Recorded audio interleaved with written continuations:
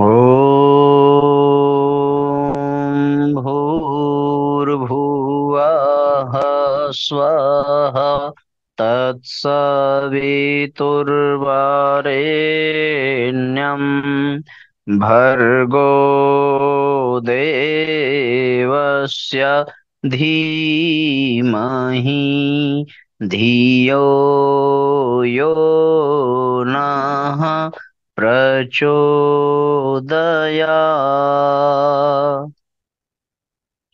ॐ सद्गुरुचरणकमलेभ्यो नमः।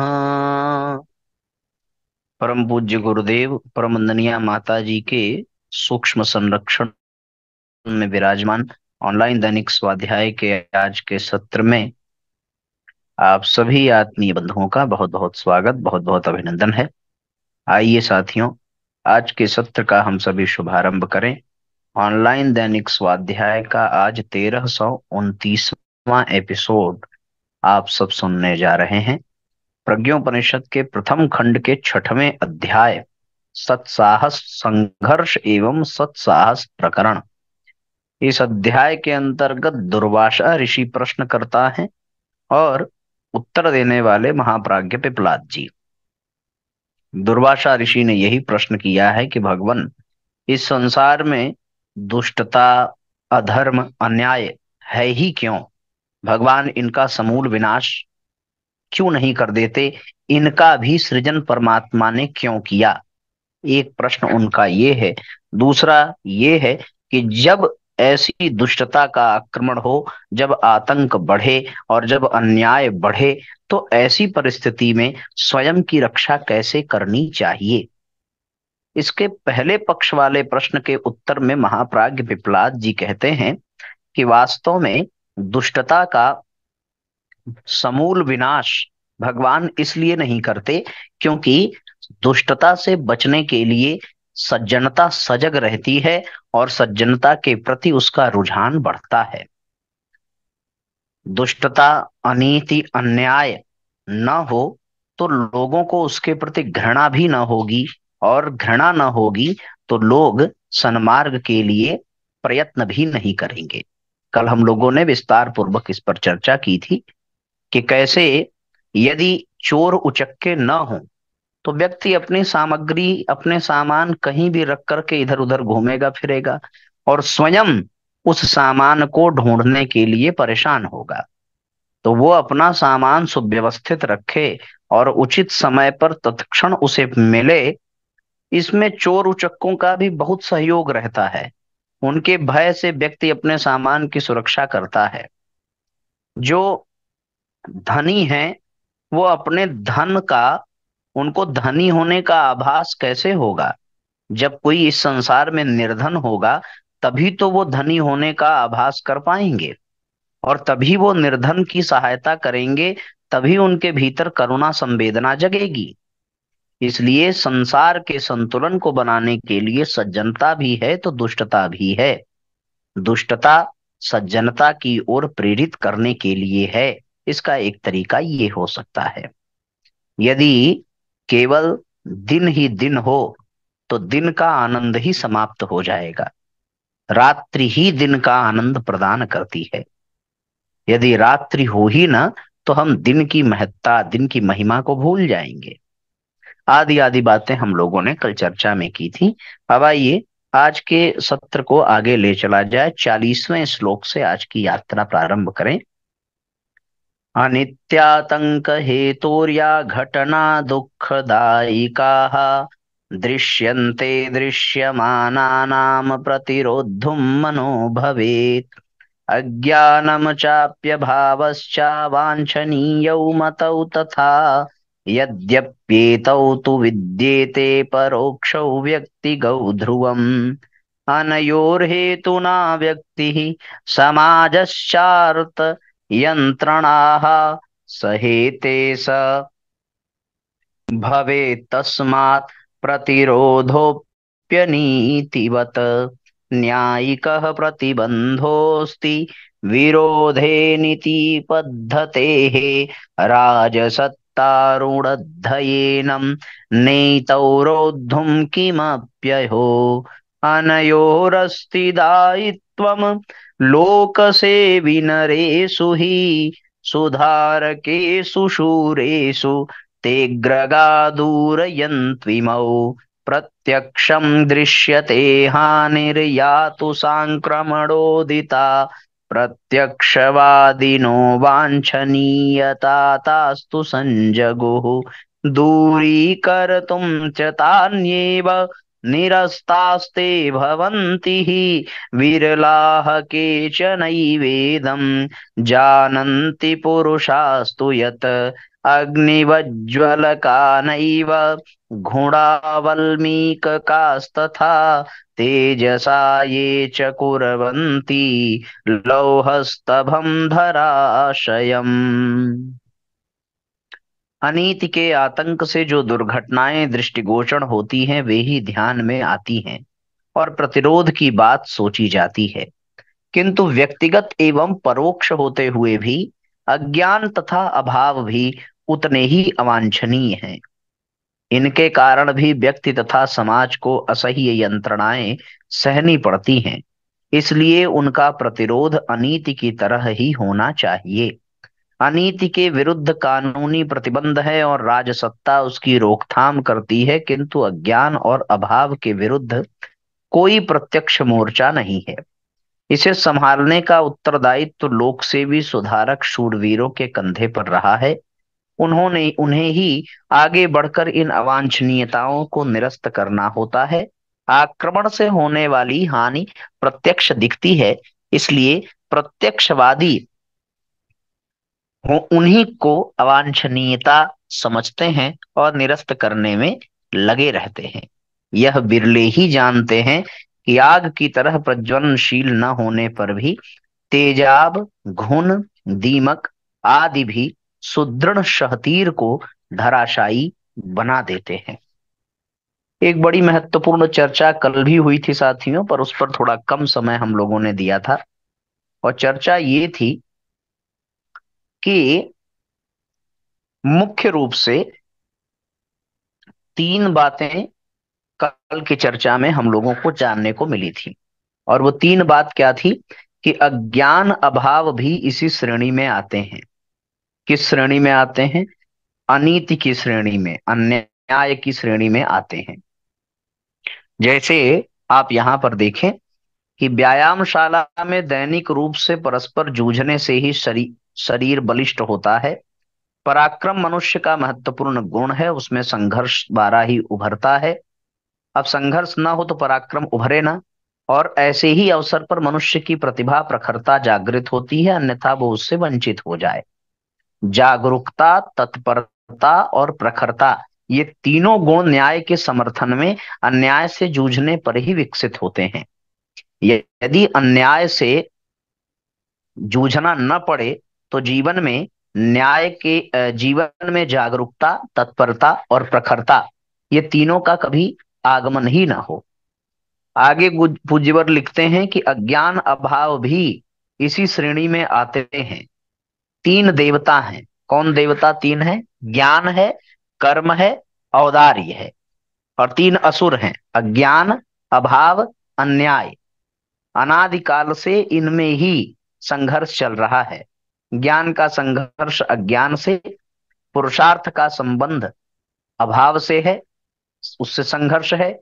औदार्य का संघर्ष जो है वो अन्याय से है। औदार्य यानी उदारता, दया, करुणा। अब आगे कहते हैं कि वास्तव में अनीति करना जितना पाप है, उतना ही कायरतावश उसका प्रतिरोध न करना भी पाप है। तो सारे दुष्ट, सारे अनीति करने वाले जिस प्रकार हैं, उसी प्रकार उन्हीं की श्रेणियों में अज्ञानता भी है, अभाव भी है।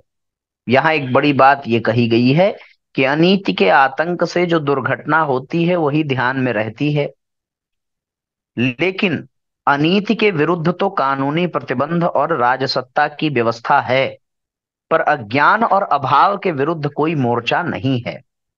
और इसको इसलिए लोग महत्वपूर्ण नहीं समझते, क्योंकि वो प्रत्यक्ष दिखाई नहीं पड़ता।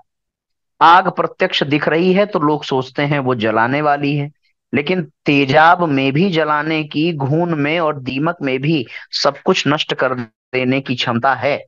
उसको नजरअंदाज किया नहीं जा सकता।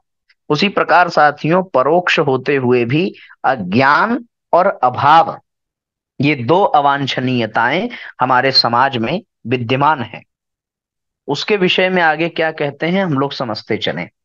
भ्रष्टता चिंतनस्याथ दुष्टताचरणस्य च मान्यता मोह रूपास्ता अंधाश्चापि परंपराः दुष्प्रवृत्त्यः एतास्तु ज्ञायतां हे मुनीश्वराः आक्रामिकात्वनीतिर्यासैव तास्तु भयङ्कराः विनाशलीलाः कुर्वन्ति ये चक्रान्तार एव ते व्यक्तित्वाथ व्यक्तित्वादथ शक्यन्ते ग्रहीतुं च नियन्त्रितुं दुष्प्रवृत्त्यः एतास्तु स्वभावे मानवस्य हि प्रविष्टा नैव दृश्यन्ते नैव दुन्वन्ति चाप्यलम् कठोर प्रतिरोधस्य सामुख्यं नैव कुर्वते संघर्षशीलता क्षेत्रमत्यन्तं व्यापकं मतम्। चिंतन की भ्रष्टता, आचरण की दुष्टता, मूढ़ मान्यताएं, अंध परंपराएं जैसी दुष्प्रवृत्तियां भी आक्रामक अनीति की तरह ही भयावह होती हैं और विनाश लीला रचती हैं। आक्रमणकारी व्यक्ति होने से वे सहज ही पकड़े और दबाए भी जा सकते हैं। दुष्प्रवृत्तियां मनुष्य के स्वभाव में घुसी होने के कारण दिखती भी नहीं, अखरती भी नहीं और कड़े प्रतिरोध का सामना करने से भी बची रहती हैं। संघर्षशीलता का क्षेत्र अत्यंत व्यापक है। यहाँ ये संकेत पूज्य गुरुदेव कर रहे हैं कि अज्ञानता के कारण ही तो चिंतन भ्रष्ट हो रहा है, और चिंतन भ्रष्ट हो रहा है तो आचरण भी व्यक्ति का दुष्टता से परिपूर्ण हो रहा है। अज्ञान है तो वो मूढ़ मान्यताओं और अंध परंपराओं जैसी दुष्प्रवृत्तियों में संलग्न हो जाता है, और इससे वो अपना भी विनाश करता है और समूचे संसार का भी विनाश करता है। एकं क्षेत्रं चिन्तनस्य व्यक्तिगस्य मतं तथा स्वभाव आचरणाभ्यास सम्मानानां च विद्यते पशुवृत्तेः संचिता ये कुसंस्कारास्त एषु हि क्षेत्रेषु दृढमूलाश्च स्थिताः सूक्ष्मेक्षिका बलात् अन्विष्यैतांस्तथाः नीरे तेषामनुमाय च निरस्तुं योजना योगः सुसंस्कारो विपक्षकः यस्तस्य स्थापनामाद्यं पदं प्रगतिशालिनी धर्मनिष्ठा तु या तस्या जगद्वश्यं जितात्मनः। एक क्षेत्र अपने व्यक्तिगत चिंतन, स्वभाव, चरित्र और अभ्यास और सम्मान का है। पशु प्रवृत्तियों के संचित कुसंस्कार इन्हीं क्षेत्रों में अपनी जड़ें जमाए बैठे रहते हैं। इनको बारीकी से ढूंढना, उनकी हानियों का अनुमान लगाना, निरस्त करने की योजना बनाना, प्रतिद्वंदी सुसंस्कारिता की स्थापना करना प्रगतिशील धर्मनिष्ठा का प्रथम चरण है। जो अपने अंतः को जीतता है वही बाह्य संसार को जीत सकता है।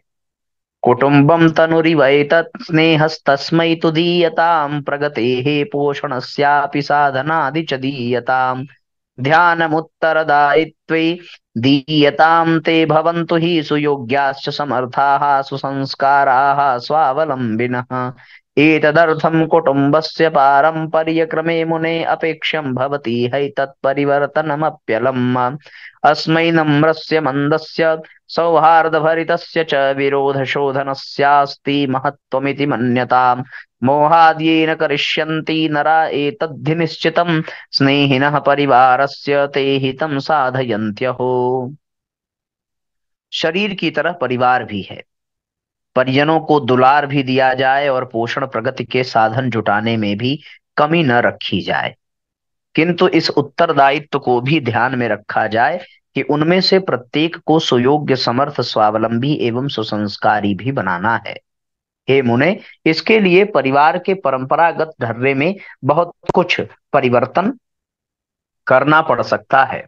इसके लिए धीमे, विनम्र और सौहार्दपूर्ण विरोध सुधार की आवश्यकता पड़ेगी ही। जो मोह बस इससे बचेंगे वे स्नेह पात्र परिजनों का निश्चित ही अहित करेंगे। तो पहला विरोध था साथियों व्यक्तिगत स्तर पर, और अब दूसरा विरोध यहां लिखते हैं पारिवारिक स्तर पर। व्यक्तिगत विरोध किससे है? व्यक्तिगत विरोध मूढ़ मान्यताओं, अचिंत्य चिंतन से, दुष्ट आचरण से है। ये धीरे धीरे हमारे भीतर घुसती चली जाती हैं और घुस करके हमें भी बुरा बना देती हैं। तो पहले हमें संसार में किसी अन्य व्यक्ति से नहीं लड़ना है, अपनी बुराइयों, अपनी कुप्रवृत्तियों से लड़ना है, अपने कुसंस्कार से लड़ना है। और उसके बाद तब परिवार का नंबर आता है। परिवार में बहुत सारी मूढ़ मान्यताएं हैं, बहुत सारी परंपराएं हैं, जिनमें हमें परिवर्तन करने की आवश्यकता है। और इस भाव से कि आगे चल करके वह व्यक्ति समाज का श्रेष्ठ नागरिक बने जो हमारे परिवार में पल रहा है। उसमें कुछ कमी हो तो उसे धीमे से, विनम्रता से, सौहार्दपूर्ण विरोध की आवश्यकता के साथ उसको ठीक किया जाए। यदि आप मोहवश उसकी कमियों को नजरअंदाज करते रहे, उसकी उपेक्षा करते रहे, तो निस्संदेह एक चल के वही वही परेशानी आपके लिए समस्या का कारण बन जाएगी। सामाजिकेषु बाहुल्यं कुरीतिनां विधस्वलं भवत्येव तथैकस्य कालस्य रीतयो मुने अयोग्या अपरे काले हानिदाश्चपि सम्मताः जीर्णतायां वरो मान्यो नरो रुग्णः श्लथो भवेत् रीतीनां विषयेप्येवं जीर्णोद्धार इव क्रमः संशोध्याय अथ त्याज्यायस्त्याज्याः साहस पूर्वकम्। सामाजिक प्रचलनों में कुरीतियों की भरमार रहती है। एक समय की प्रथाएं दूसरे समय में अनावश्यक ही नहीं, हानिकारक भी बनती रहती हैं। जीर्णता आने पर अच्छा खासा मनुष्य भी अस्त व्यस्त और रुग्ण रहने लगता है। प्रचलनों के संबंध में भी यही बात है। जिन्हें सुधारना, बदलना आवश्यक हो, उन्हें टूट फूट की मरम्मत करने की तरह साहस पूर्वक बदल देना चाहिए। यह कहते हैं कि परिवार की कमियों को दूर करने के पश्चात समाज में जो विष व्याप्त है, समाज में जो अंध परंपराएं चल रही हैं, उन परंपराओं को भी नष्ट करने की आवश्यकता है। जैसे दहेज प्रथा, व्यसन मुक्ति, वृक्षारोपण, ये सारी चीजें समाज में, इनको सुधारना, बदलना आवश्यक है। अन्यथा ये हमारे समाज को निगलती चली जाएंगी। समाज परिवार से बन रहा है तो ये परिवारों को भी निगलेंगी, और परिवार व्यक्ति से बन रहा है तो व्यक्ति को भी ये निगल जाएंगी। लोक प्रवाह कस्यास्ते जल मार्गम तु पंकिलम प्रयोल्पाः सज्जनाः सन्ति बहवो संस्कृता जनाः गति ही सानुपयोग्या ही प्रायो रीतिषु धावती यथा वत्सा नहि ग्राह्या हंसः क्षीरं जलात् पिबेत् सैवात्रापि कर्तव्या नीरक्षीर विवेकिता ततश्चोतित चोचितमास्ते यत्तद्ग्राह्यं मानवैः सदा। लोक प्रवाह के नाले में सदा कूड़ा करकट ही अधिक बहता है। सज्जनों की संख्या कम और अनगढ़ों, कुसंस्कारियों की अधिक रहती है। अस्तु प्रथा प्रचलनों में अनुपयुक्त का बहुमत ही आगे रहता और उछलता है। उसे ज्यों का त्यों ग्रहण नहीं करना चाहिए, वरन हंस जैसे पानी से दूध पी लेता है, उसकी नीर क्षीर विवेक बुद्धि अपनाकर जो उपयुक्त हो, उचित हो, मनुष्य को उसी को अपनाना चाहिए। ये सब लोग दहेज ले रहे हैं तो हम भी दहेज लेंगे, हम भी दहेज देंगे। ये जो सामाजिक कुप्रथाएं हैं, सबके विवाह में करोड़ों रुपए खर्च हो रहे हैं, भले कर्ज लेना पड़े हम भी करेंगे। सब ऐसे जी रहे हैं हम भी जिएंगे। सब देर रात तक जग रहे हैं हम भी जगेंगे। आदि आदि चीजें, ये मूढ़ परंपराएं ही तो हैं। आकर्षणानि सर्वस्वकालिकानि न मन्यतां परिणामेषु कर्तव्यो विचारो दूरगामिषु दुःखदाः परिणामा ये लाभास्तात्कालिका मताः त्याज्यास्ते साहसेनैवं भविष्यन् मंगलम व्रजेत। तात्कालिक आकर्षण को ही सब कुछ नहीं मानना चाहिए, उसके दूरगामी परिणामों पर भी विचार करने की आवश्यकता है। जो परिणाम में दुखद हो, ऐसे तुरंत के लाभ का साहस पूर्वक परित्याग ही कर देना चाहिए। इससे भविष्य मंगलमय बन जाएगा। इतनी सी बात साथियों हम सब लोगों को गहराई से समझनी चाहिए, जिसे हम लोग यहाँ पर सुन रहे हैं। उज्जवल भविष्य करना है तो हमें व्यक्तिगत स्तर पर भी सावधान होकर के अपनी अनीति, अपनी बुराइयों को अपने से दूर रखना पड़ेगा। पारिवारिक स्तर पर भी परिवार में जो गलत चीजें हो रही हैं, उनको प्रेम पूर्वक, भाव पूर्वक ठीक करने की आवश्यकता है। और समाज में भी जो विडंबनाएं हैं, हम दूसरों को भले न सुधार सकें, पर स्वयं को तो उससे अवश्य ही बचाने का प्रयत्न करें, तभी हमारा भविष्य उज्जवल होगा।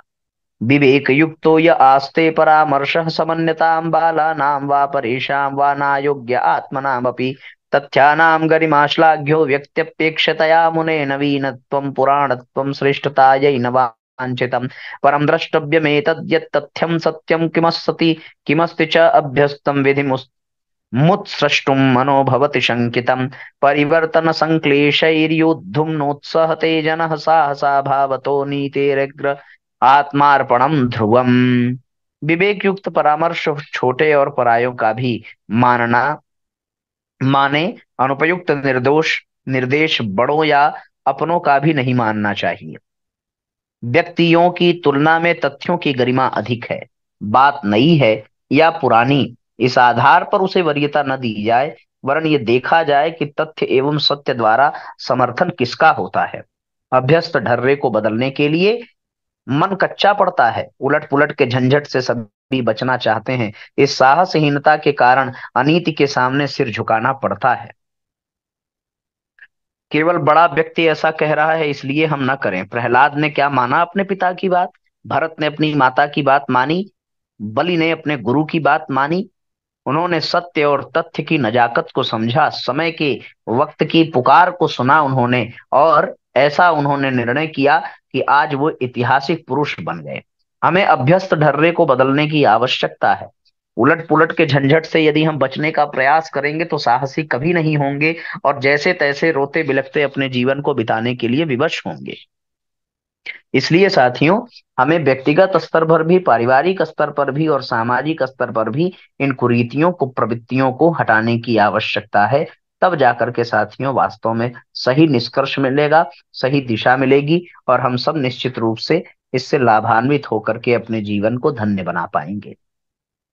तो आज के लिए हम लोग इतना ही करते हैं। 17वें श्लोक से हम लोग कल स्वाध्याय करेंगे और कल का स्वाध्याय 17वें श्लोक से होगा। आइए गायत्री मंत्र पढ़ लें और आज के सत्र को विश्राम दिया जाए।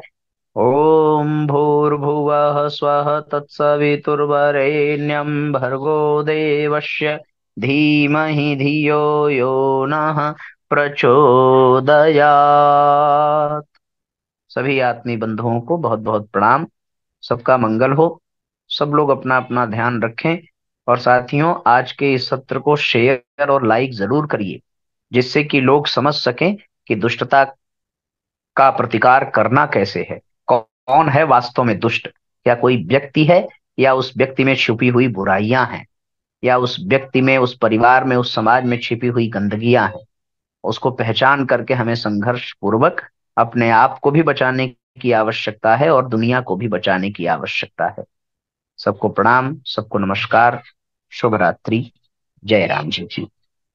ओम भूर्भुवः स्वः तत्सवितुर्वरेण्यं भर्गो देवस्य धीमहि धियो यो नः प्रचोदयात्।